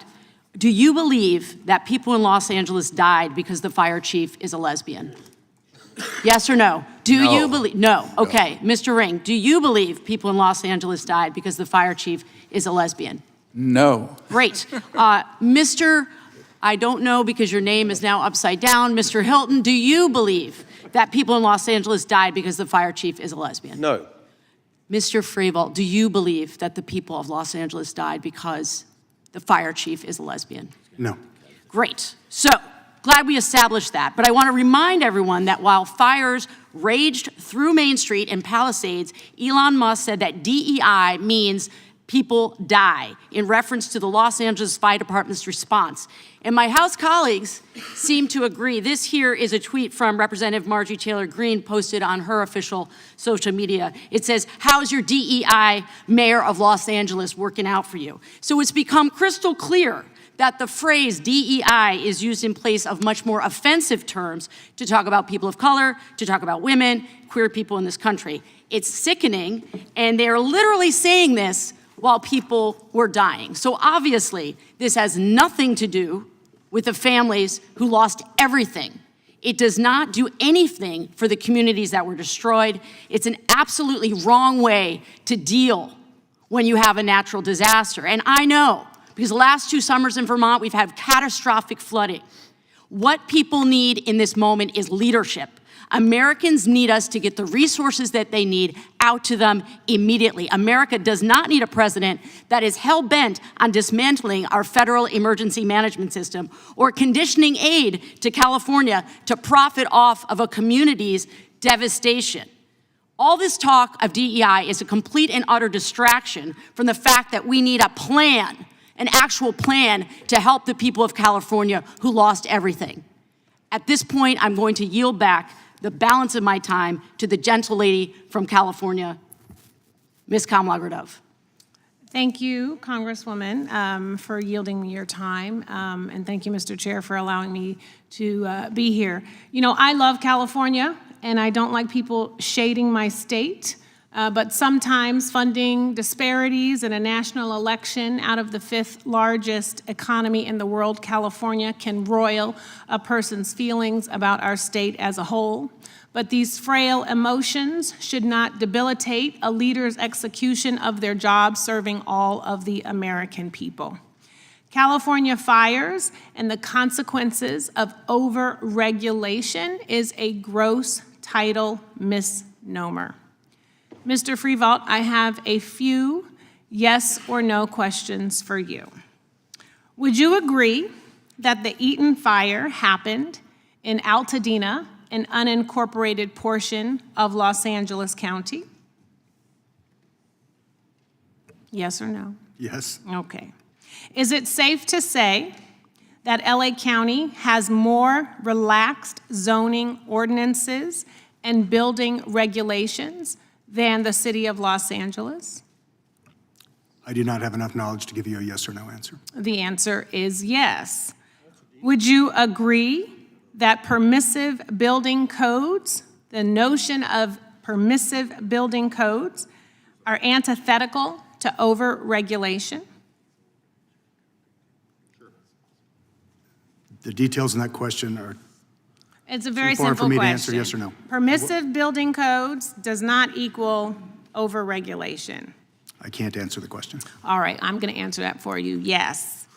Because at the end of the day, I would say, and I don't know if you would agree, that the entire framing of this hearing is actually based on a false premise. Yes or no? I believe we're approaching the discussion from a legacy standpoint. We're looking in backwards in the discussions and the questions. We need to be looking forwards. We do, and instead of blaming California for overregulation, we should be talking about ways to help the thousands of people who lost their lives in these fires, including some of my own family members. Concur. With that, I yield back. Gentlelady's time has expired. Yield back. Now recognize the chairman of the committee, Mr. Jordan. Thank you, Mr. Chairman. Mr. Hilton, you said in your testimony the speed, scale, and destructiveness of the fires was the direct result of Democrat policies. I want to know why. mean, I assume those policies are like why they stopped logging in California, why they stopped clearing controlled burns and other things that's been mentioned by all the experts and some of our colleagues. Why would they stop those things if they were working? The answer is that, as we were discussing earlier, there's an ideology in play which is extreme, and it avoids the kind of common sense action that had been taken for years. And that's what is at the heart of the fuel load. That is the key concept here. Of course, it's true that there are winds, but it's not true to say that these Santa Ana winds were unprecedented. They were the highest in 14 years, but not unprecedented. When we hear about Los Angeles, of course I agree about the points that were made in relation to the fire chief. But there is an important, if we could use a different, take one letter from the acronym DEI and just take the I and start a different word with it, incompetence, because you did see a total lack of coordination between the city firefighting force and the county and other leadership. You saw a massive delay in getting equipment to that first fire, which could have made a big difference in containing it. 44 minutes before anyone was there. You had the warnings of this disaster on January the 2nd of severe winds, on January the 3rd, life-threatening winds. On January the 4th, the mayor leaves the country. You saw a total unprecedented set of incompetent responses in preparation. The policy failures, we've outlined them. The brush clearance was stopped, and so the fuel load was higher, and that meant that it spread, this conflagration spread so much quicker than it need have been. A point that Mr. Nadler made about the reservoir, we need to address this. He talked about a small reservoir. No, it was 117 million gallons. It was built in the 1960s precisely for the purposes of dealing with wildfires. That's why it was built. It was offline for 1 year. Why was it offline for a year? Because it was in action to comply with federal regulation about the covers, a small tear in the cover, and they empty the reservoir for a year. These are serious points. I hear all the time, we mustn't politicize, mustn't make it political. I agree with that, but it is about policy. It is about policy choices that were made that led up to the scale and severity and impact of that. On insurance as well, I hear this talk about Florida. No, it's a different reason we had a crisis in Florida with insurance. It's about scam, frivolous lawsuits, which has been addressed by the governor. In California, one of the reasons that insurance costs are so high is because it costs 4 or 5 times as much to build the exact same floor plan for a building in California as it does in neighboring states. Why? Because of the building codes, because of the CEQA legislation, exactly as my colleague was saying, we need to end the private right of action under CEQA. That would make a huge difference. You can help with that. We are all here to stop this kind of thing happening again. And there are practical, common sense things we can do, which all of us have laid out. I'm going to yield my time to the gentleman from California, the remainder of my time. Thank you very much. And in response to the gentlewoman from Vermont, I think the issue here is that, for example, there was one firefighter turned whistleblower who said that LA will only purchase from vendors that support DEI, resulting in the fire department having to go with a vendor that will have to pay twice as much, or the shipment may take twice as long because of that requirement. And so I think the point is that a public safety organization should be singularly focused on public safety, and this is not the place for ideology or social engineering. But Mr. Hilton, one of the things that was appalling to many of us in the middle of the fires was that our governor, Gavin Newsom, set up a political website that was devoted to promoting himself and defending his record and trying to deflect blame, and a rapid response organization designed to attack people and call any criticism of his record misinformation. So I do think it's important to set the record straight. This is a story from Capital Public Radio from a few years ago. Now, is Cap Radio, is that the local Fox News affiliate or something, Mr. I don't think it is. Yeah, it's the NPR affiliate. It's I think, NPR. Right? Not known to be a right-leaning conservative outlet. Here's the headline. Newsom misled the public about wildfire prevention efforts ahead of the worst fire season on record. An investigation from Cap Radio and NPR's California newsroom found the governor has misrepresented his accomplishments and even disinvested in wildfire prevention. The investigation found Newsom overstated by an astounding 690% the number of acres treated with fuel breaks and prescribed burns in the very forestry projects he said needed to be prioritized to protect the state's most vulnerable communities. So if it's true that fuel management and fuel reduction projects are so unimportant, as we're hearing from the other side today, then why did the governor feel the need to lie about it? I yield back. Gentleman yields back. Now recognize the gentleman from Illinois, Mr. Garcia. Thank you, Mr. Chair, and to all the witnesses here today. Now, in my opinion, the topic of this hearing is missing the point. What we should be focusing on is, one, how to help now, and two, how to address the root causes of drought and intensifying fires to prevent this from happening again. But instead, we've seen officials in the Trump administration are talking about DEI instead of how we're going to help people. My colleague, Representative Blint, has already made that point. They're talking about how to cut disaster aid instead of letting FEMA do its job, which is literally to help people after disasters. I'd like to hear from Mr. Freevold, our witness, who's a retired fire chief. And please, a yes or no answer. The question won't be that difficult. Yes or no, is DEI making firefighters less effective? No. Thank you. And that's so right. So contrary to Elon Musk's claims that the LA firefighters did not prioritize DEI over saving lives. That is a lie, and it is a slap in the face to dedicated professionals and volunteers across the country who undergo rigorous training and risk their lives to save others. It was offensive when President Trump used DEI to blame air traffic controllers, and it's offensive here too. And despite Trump's lies about FEMA, the agency continues to help disaster-impacted communities during times of great need. So again, I'd like to ask a question to Mr. Freevold. Mr. Freevold, yes or no? Is climate change worsening disasters? From the fire perspective, the one element of climate change I can speak to is vapor pressure deficit. Is that a yes? That part is In that making it more respect? severe, yes. Thank you, sir. So as climate change worsens, disasters across the country, and as FEMA disaster declarations rise, districts across the country, represented members across the political spectrum, are at risk. In fact, in 2 Illinois counties from my district that it runs through, Cook County and DuPage County, we've had no fewer than 5 disasters declared since 2019. 2 of those disasters, both flooding related, hit my district real hard, and many of my constituents were able to receive FEMA's assistance for repairs and losses. Without further ado, Mr. Chair, I would like to yield my time to my friend from California, Mr. Swalwell. Thank you, Mr. Garcia. I've toured the Altadena area. I visited the Palisades. I've had disasters in my own district, fire and flood. And every person in those disasters and experiences told me the same thing. They just want the government to help them. They just want the government to help them. That's what a woman told me when she stood on a pile of ashes in the Palisades and brought gloves and a large garbage bag and searched for any memento for her child and walked away with a tin bowl that her daughter uses in her make-believe kitchen. She's not worried about the red team or the blue team. She's not worried about did DEI cause this or not. She just wants the government to help them. My colleagues, including Mr. Issa, we walked Altadena last week together. We heard the fire chief say these were 80-mile-per-hour winds. He said it would have taken every fire engine in California to stop the devastation that occurred in California.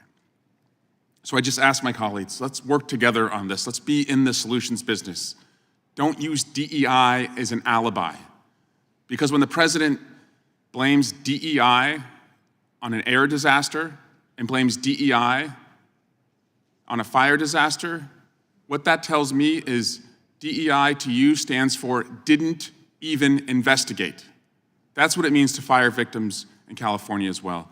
So we're in the solutions business here. And Chief Freevold, I'd like for you to just tell us, as we move forward, as we look at code and zoning, what can we do to better protect against unseasonable winds in this new era that we're in? I'd return back to my opening statements on the 3 concurrent integrated actions. I don't believe you're here for there, but essentially prioritize selective management of combustible fuels immediately adjacent to wildland-urban interface communities, retroactively harden existing structures in WUI communities through evidence-based mitigations with defensible space, and require evidence-based mitigations to be included in part of the actuarial pricing of insurance rate setting. Thank you. And thank you, Mr. Garcia. I yield back. Gentleman yields back. We'll now go to Congressman from California, Mr. Isom. Thank you, Mr. Chairman. And hello, Mr. Hilton. I'm going to direct my questions toward you, but I'm going to first thank my friend and colleague, Mr. Swalwell, because we were there together. We did stand together. We heard the same chiefs say the same thing. Problem is, he mentioned something that absolutely is true. Those people, the firefighters and the residents of Altadena, could not have stopped that fire. It was not going to happen with 80-mile-an-hour sustained winds.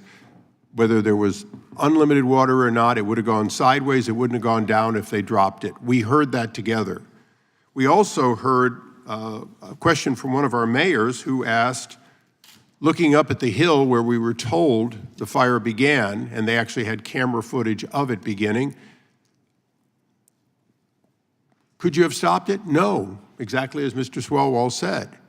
Then he asked, well, but if it had been cleared, would this have happened? And he said, absolutely not. So we have two truisms. One is no amount of water, no amount of fire equipment in the state in any way, shape, or form could have stopped a sustained 80-mile-an-hour wind with an unlimited amount of fuel that had built up over 30 years, never having been cleared under California law. Follow-up questions, Mr. Hilton.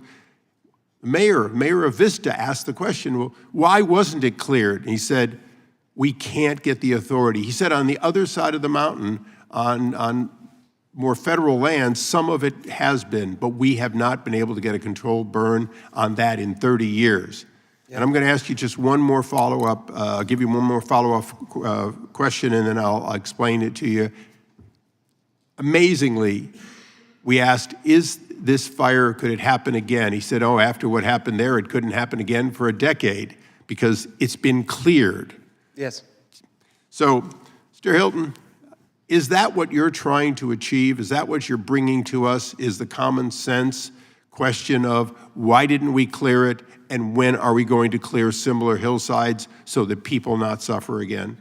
Exactly. It is the best and most simple, common sense, preventative measure we can take. Here it is. This is the California Air Resources Board, 2000, their new smoke management guidelines, which prevented the clearance. Those hills haven't been cleared for 25 years. How's the smoke now?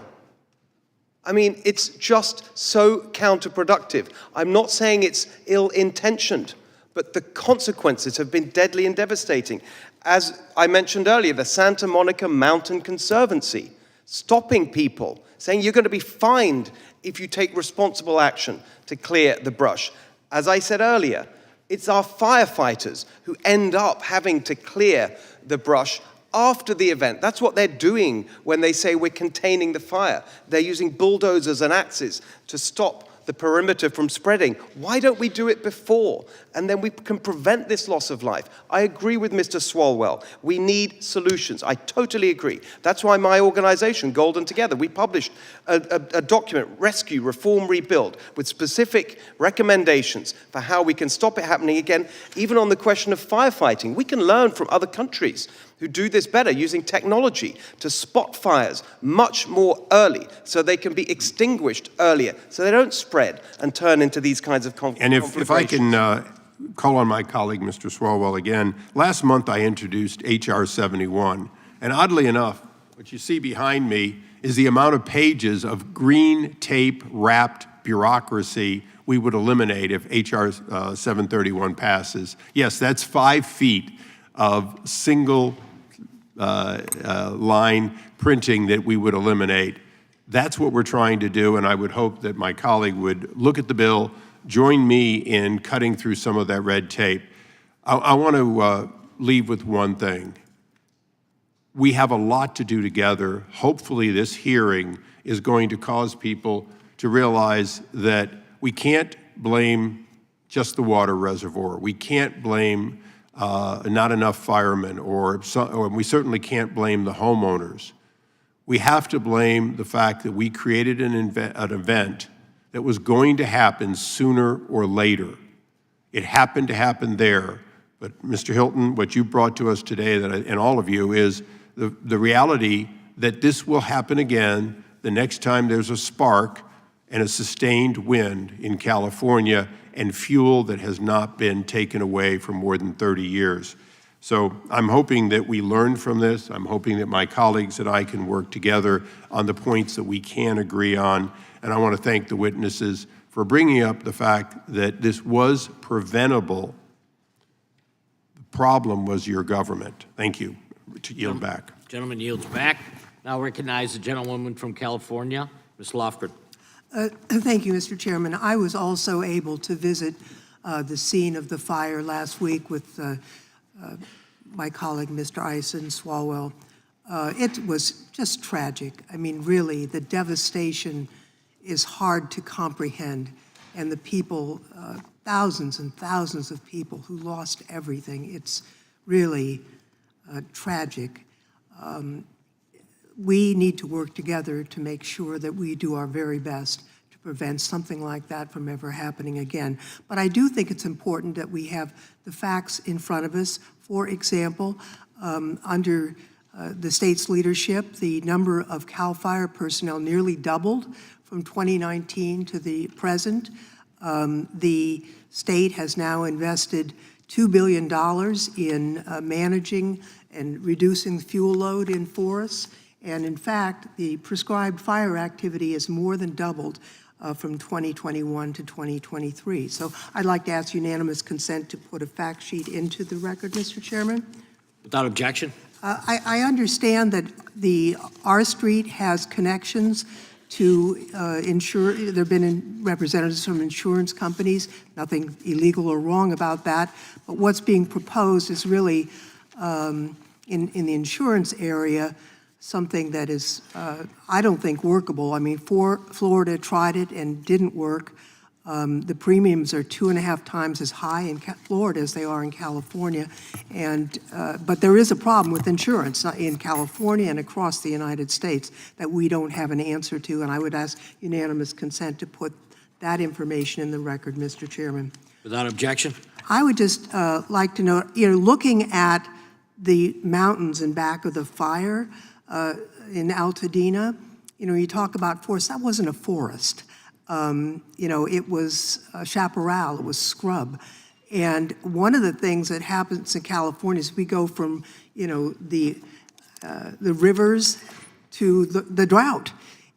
In 2023, Los Angeles County got 200% of average rainfall. I mean, it just soaked the place. And the vegetation took off. The next year, 2024, was the second driest year in history in LA County. So all that vegetation that got, spurred by the rain dried to a tinder. It was a tinderbox. One of the things that the fire chief told us when we visited last week is they want to do prescribed burns when it's wet. It's just about to rain because they don't want, in New Mexico, they had a conflagration because a prescribed burn took off. It hasn't done that kind of rain in LA except for this week from last April. I mean, there was no rain at all. They couldn't do a prescribed burn in those hillsides. They're too steep to do, to put bulldozers in. That's impossible. So I'm just wondering, Mr. Prevost, I mean, as a fire chief, what do you do in a situation like that? I mean, I grew up with the mission that only you can prevent forest fires, right? Smokey the Bear told us that, and we didn't realize when we did that we were building up this fuel load that needed to, I mean, it's a tinderbox. It needs to be removed, but it's going to take a while to sort through the accumulation of that fire. What do you do in a situation like in Altadena where you have that chaparral, it's dry as a tinder, and it's not wet, you can't burn it? What do you do, Mr. Prevost? This is why I keep coming back to we need to rethink the problem. This is not a wildfire problem. When we have embers that will travel miles, fire breaks won't accomplish what you're looking for. We will have fires and ignitions in the conditions we have now long before any of the policy discussions we're going to have, the current ones we're having, are going to have an effect. We must as fast as possible, deal with the ignitability of the structures in these fire-dependent landscapes. If this is really about dropping losses of property and life in those settings, if that's what we're setting out to do, with laser focus, we have to mitigate those structures and do it at a density that will keep the structures from becoming the fuel type. You've heard it from everybody. Those conditions, you cannot stop the fire spread. Those conditions are going to get worse. They're not going to plateau. So this discussion about fire breaks and, and the idea of treating acres, millions of acres, we need to get there. But to your point, they're called prescribed fires for a reason. There's a prescription, which means there are parameters that you do them in. If you don't do them in the right way, you do have things like the Peshtigo fire or the Hermit's Peak fire. So we absolutely need to harden the structures first. Gentlewoman's time has expired. Now recognize the gentleman from Washington, Mr. Baumgartner. Well, thank you, Mr. Chair, and to the members of the committee and to our distinguished panelists here. I was able to visit the fires last week, saw that immense destruction. Also have some personal background here. My father was 40 years a professor of forestry. My uncle was a smoke jumper. My other uncle laid out more timber sales than anyone in Oregon history. And I worked 2 summers on fire science research teams. And frankly, we have way too much fuel load in our western forests, given 100 years of fire suppression. I'd like to get to the solutions. So I'm going to show a short video from some folks in Northeast Washington that can go in and do the kind of forest management that we need to reduce these fuel loads. This is from Vaughan Timber. What they do is they can take very small diameter trees and still get some value out of them and clean up the forest. So this is what the solution would look like if we could play the video. Hello there. My name is Dwayne Vaughan with Vaughan Brothers Lumber in Colville, Washington. We are surrounded by the Colville National Forest here. We've been working on it for over 50 years. We're doing a lot of fuels reduction and thinning. We want to show that, how that works here, and how it may show in other areas. And we really appreciate people that want to come up and see what we're doing, how we're doing it, and why it works, and what needs to be done yet to make it work even better or on a larger scale. We've got projects that are big up here called A to Z. We could handle more than double that, so we could thin more acres. Technology is the key here. If you had to do it by hand, it would take you a week to do an acre. With these machines, they can do 20 acres a day, which is economy of scale. And you got to have that critical mass because we have so many acres that need to be treated, even here, but on all forest in the West. So this fuels reduction work is very important to our forest, but all the forest. Unfortunately, quite the tragedy happened down in California with the LA fires. It's not necessarily forest like here, but it has fuels reductions that are needed, some forest treatments that are needed. We're showing you what we think will work in many, many places. So I will show and explain what this is all about. So we take a thick forest, we thin it out, we try to remove 50% of all fuels, if not more. Some forests have more than that, some a little less, but it takes incredible technology. And here, we're doing brush piling, but we're raking it up because you got a lot of fine fuels. And we put it in a pile where it dries, and later in the season, you burn it, and it burns very well. But this machine, we used to do it by hand, and it took forever. So now we have a brush rake on the front of that machine, and the guys are really good at it. Sometimes it's so steep, we have to tie a cable on the machine to hold it as it goes down the hill and rakes all this. So he rakes coming and going, and they do a very good job. The piles are mostly woody debris, and they burn fast, they burn hot. But you can see it protects that fuel break from the rest of the forest. And we're going around various places of the forest to build all these fuel breaks. So again, the raking, the piling, and the burning is very, very critical. And fortunately, we have some value in this small material that it pays for the raking, the piling, and the burning, and also the road maintenance. So we think we're onto something that is going to lead us in the future to treat the acres that are available, need treated to protect our communities, make them healthy, make the forest healthy, gives us clean water, habitat, and clean air. Thank you. So this is the solution that we need to implement in many of our forests in the western U.S. My question, perhaps Mr. Ring here, would be, what would it take for California to be able to implement these kind of common sense forest policies to rebalance our forests for a healthy forest? Well, we'd have to bring back the timber industry. We'd have to have a way to bring back, for example, 130 mills were in California. You need to be about within 60 miles of a forest to have an economical mill, and we're down to 30 mills. So that's an example of something where there needs to be some revolving loan funds, for example, to help the timber industry get back up to speed. We need to allow logging in national forests, which is very hard. 57% of California's forests, marketable timber, is in national forests. We also have to recognize that private companies thin the forests far more efficiently. I talked with firefighters as well, Congressman Liu, and the firefighters that I talked with said that CAL FIRE typically has so many people on a job and does forest clearing with so many rules and command and control and so forth that they are about, well, he gave me an example. One of the firefighters, there was 28 people doing half the work that a three-man crew on an adjacent property was able to do from a private company. Thank you, Mr. Ring. I'm going to ask unanimous consent to enter into the record the statement from NAMIC without objection. We now go to the gentleman from Georgia, Mr. Johnson, for 5 minutes. Thank you, Mr. Chairman, and it's good to be with you all today. Thank you for your testimony. On January 24th, President Trump announced that he wanted to dismantle FEMA, saying that, quote, "I think we're going to recommend that FEMA go away."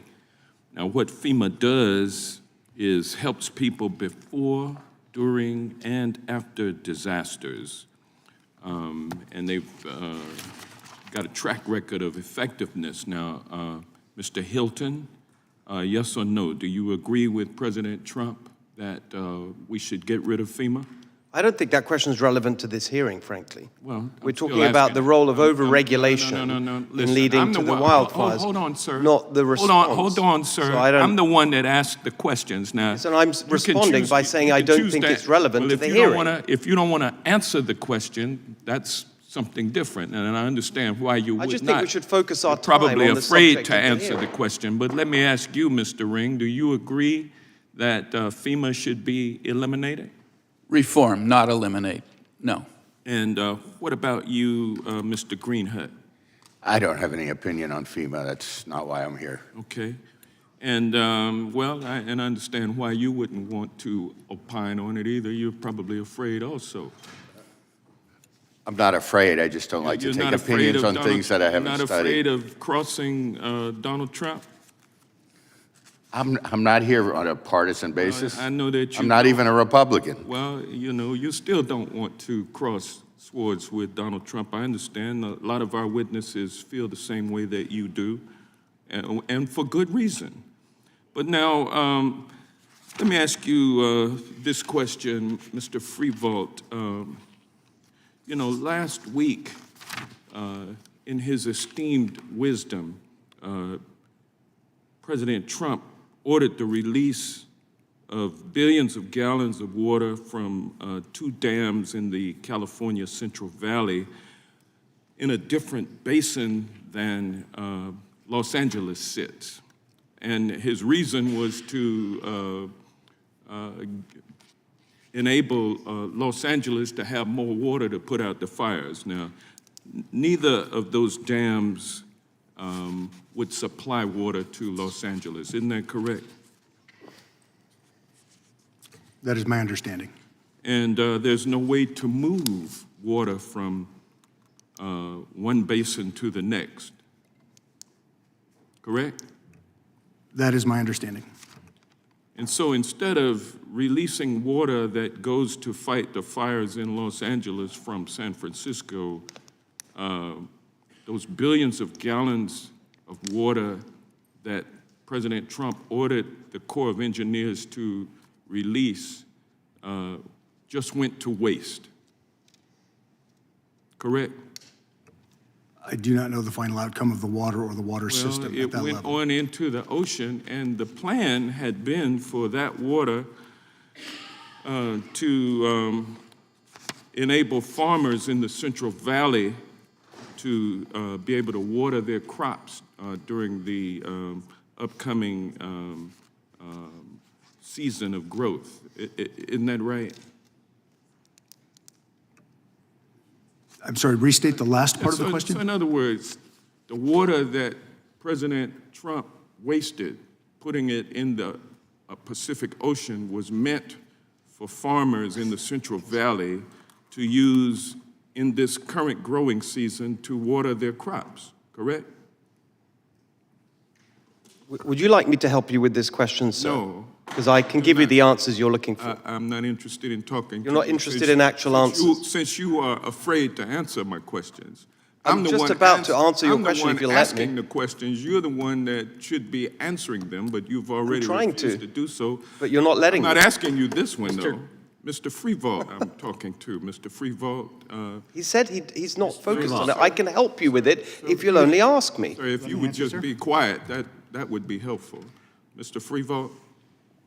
I do not understand the operational benefit to the LA fires and the release of the water. Yeah. It was a ridiculous decision and reckless and unhelpful. Mr. Freefault, you have 40 years of experience in the fire service. The other witnesses said that California's air quality regulations stopped the controlled burns that would have prevented the fires. But given Southern California's chaparral-dominated ecosystems, those kinds of controlled burns— Gentleman's time has expired. —would have actually put them at greater risk of uncontrolled fires. Isn't that correct? Gentleman, time has expired. So the chair is not going to afford me the same leeway that it has afforded other members of the panel to go over their time? Witness can answer the question. Thank you, sir. I believe the question was, did the air quality management rules impede the ability to do prescribed fire? Is that the question? Yeah, would those controlled burns have actually put the community at greater risk of uncontrolled fires? Prescribed fires conducted outside of prescription can cause greater risk. Prescribed fires done within prescription can be a tremendous benefit. All right, gentleman's time has expired. Recognize the gentleman from Virginia, Mr. Klein. Thank you. I want to ask Mr. Greenhut, California's home insurance market is being held hostage by insurance commissioners and a judicial system that punishes insurers for attempting to price insurance based on risk. For example, in 2014, State Farm requested a rate increase of 6.9%, which was opposed by the insurance commissioner and an advocacy group. Initially, State Farm was told that instead of a rate increase, they were to retrospectively reduce rates by 7% and rebate their customers $100 million in excess premiums. After years of litigation, the courts ruled that State Farm didn't have to pay back the excessive premiums, but they were ordered to pay $2.2 million to the consumer group for their legal fees. And my understanding is this is allowing outside interveners, as it were, to challenge proposed insurance rate increases and being paid expenses for doing so. Is it reasonable to expect insurance companies to operate in an environment that required them to pay off their challengers even when they win in court? Well, imagine this started in 2016 and it was resolved, a year or two ago. And so the whole system, and it was designed by the consumer organization, and they get paid, intervener fees for supposedly standing up for consumers. So that whole process took several years, and they imagine going, if you have a business and you propose a rate increase, and then the government says, no, you have to decrease rates by X amount, and then you get launched into this long court battle. And even after you win the court battle, which State Farm did, and it was a pretty strong verdict in their favor, they still had to pay these interveners around a couple $2 million. And now, under Prop 103, there are things that the state could do without going back to the initiative process to look more closely at how these interveners are paid and make sure that they contribute substantially to the process. A lot of this is languages in Prop 103. We need to enforce that language as it exists. So there are things that could be done about that intervener process without going back to the ballot. It sounds like, once again, California way of thinking. But to that end, let me yield the remainder of my time to my colleague from California, Mr. Kiley. Thank you very much. You know, one of the problems with making climate change the sole focus of these discussions is that it leads to a sense of fatalism, like there's nothing we can do, or it leads to measures that are absurdly misaligned to the nature of the problem. So, for example, in 2020, in the midst of the worst fire season of California history, just unimaginable suffering, the governor, Gavin Newsom, came up with a grand solution, which was to ban gas-powered cars. This is actually what he did. His reasoning was, look, the cars cause emissions, which cause climate change, which cause the fires, therefore we just need to ban the cars, and in fact, followed up with a ban on trucks, on trains, even on lawnmowers and leaf blowers.